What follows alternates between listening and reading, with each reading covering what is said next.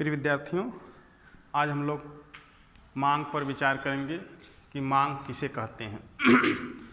मनुष्य की इच्छाएं अनंत हैं। आप सब जानते हैं कि हम बहुत सारी चीज़ों को चाहते हैं और एक मिली नहीं कि दूसरी की आवश्यकता उत्पन्न हो जाती, दूसरी मिली नहीं कि तीसरी की आवश्यकता उत्पन्न हो जाती। इस तरह हमारी अनंत आवश्यकताएं हैं। तो क्या हम इन सबको मांग कह सकते हैं? बिल्कुल नहीं, इनको हम मांग नहीं कह सकते, क्योंकि मांग में बहुत सारे फैक्टर होते हैं जिनको पूरा होना होता है। यदि वो पूरा नहीं होते हैं तो मांग नहीं होती। जैसे आपको किसी चीज़ की आवश्यकता उत्पन्न हुई, आपके मन में इच्छा जागी कि हम इस चीज़ का उपयोग करते। जैसे आप पैदल चलते हैं तो आपको साइकिल की इच्छा होगी, साइकिल पर आते हैं तो मोटरसाइकिल की, मोटरसाइकिल पर आ जाते हैं तो फिर कार की, कार के बाद फिर हवाई जहाज़ की, और ये सब चाहते हैं कि हमारे पास हो। कल्पना कीजिए कि सभी व्यक्तियों की इच्छाएं ही यदि मांग होती तो मांग बहुत ज़्यादा होती, लेकिन ऐसा नहीं है। मांग इच्छा हो और वो प्रभावपूर्ण हो। और प्रभावपूर्ण कब होगी? जब आपको उसे खरीदने की क्षमता होगी। यदि आप उसे खरीद लेते हैं, यानी खरीदने की क्षमता है, क्रय शक्ति है, तो वह इच्छा प्रभावपूर्ण इच्छा होगी, और यही प्रभावपूर्ण इच्छा ही मांग कहलाती है। यानी कि जब तक उपभोक्ता के पास क्रय शक्ति न हो तब तक उसकी इच्छा को हम मांग नहीं कह सकते। अब यानी प्रभावपूर्ण इच्छा ही मांग है। प्रभावपूर्ण इच्छा जिसे पूरा करने के लिए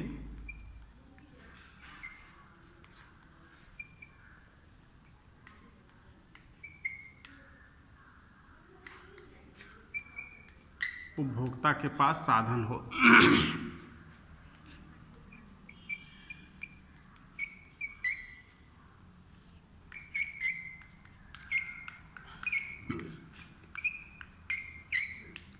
साधन हो और उसे वह उस वस्तु पर, उस वस्तु के क्रय पर व्यय करने को तत्पर हो।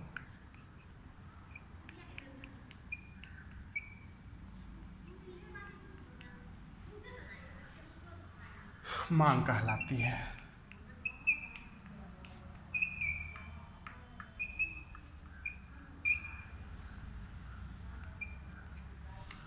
मांग कहलाती है। तो इस तरह ये मांग वक्र की परिभाषा हो गई कि प्रभावपूर्ण इच्छा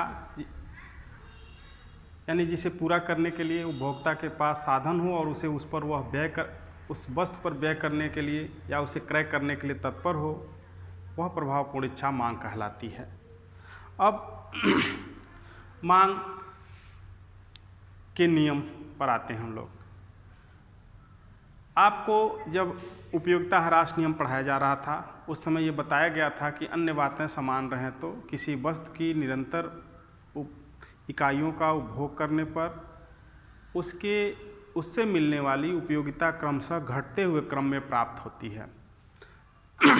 इसी तरह से अन्य बातें समान रहें तो किसी वस्तु को कीमत घटने पर आप क्रमशः उसकी बढ़ती हुई मांग प्राप्त करेंगे, या उसके लिए बढ़ती हुई मांग दिखाएंगे, या उसकी ज़्यादा इकाइयों की मांग करेंगे। लेकिन उसी की कीमत यदि बढ़ रही है तो आप उसकी कम इकाइयों की मांग करेंगे।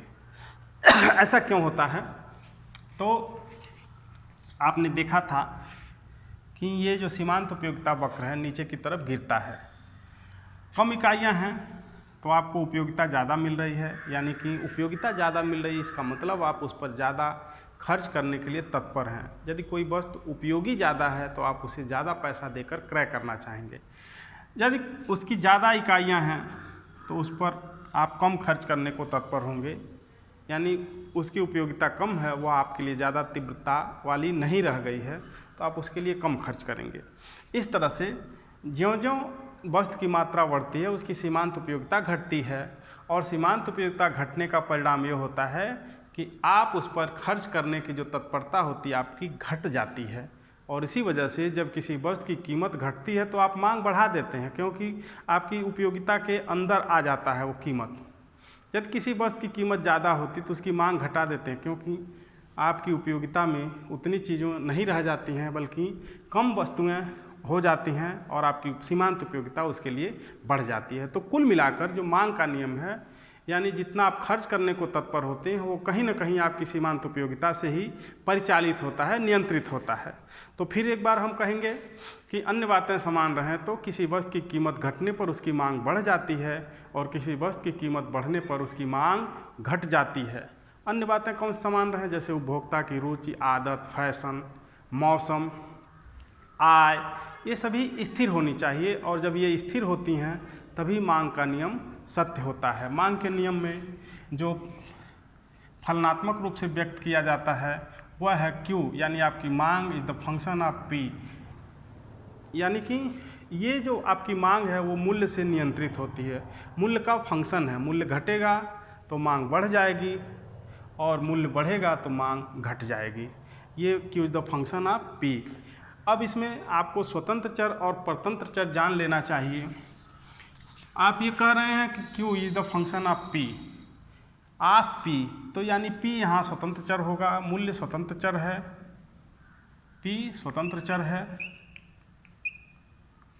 और Q आपका आश्रित चर है, परतंत्र चर या आश्रित चर।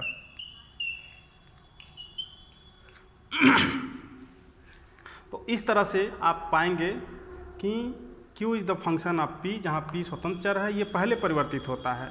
बढ़ना हो तो पहले बढ़ेगा तब मांग घटेगी, घटना हो तो पहले घटेगा तब मांग बढ़ेगी। इसका यदि आप उल्टा कह दिए तो आपका मन जो है उल्टा जवाब देगा। जैसे मांग बढ़ जाए तो कीमत, तो आप स्वाभाविक है मांग बढ़ जाए तो कीमत बढ़ जाएगी, मांग घट जाए तो कीमत, तो स्वाभाविक है मांग घट जाएगा तो कीमत भी घट जाएगी।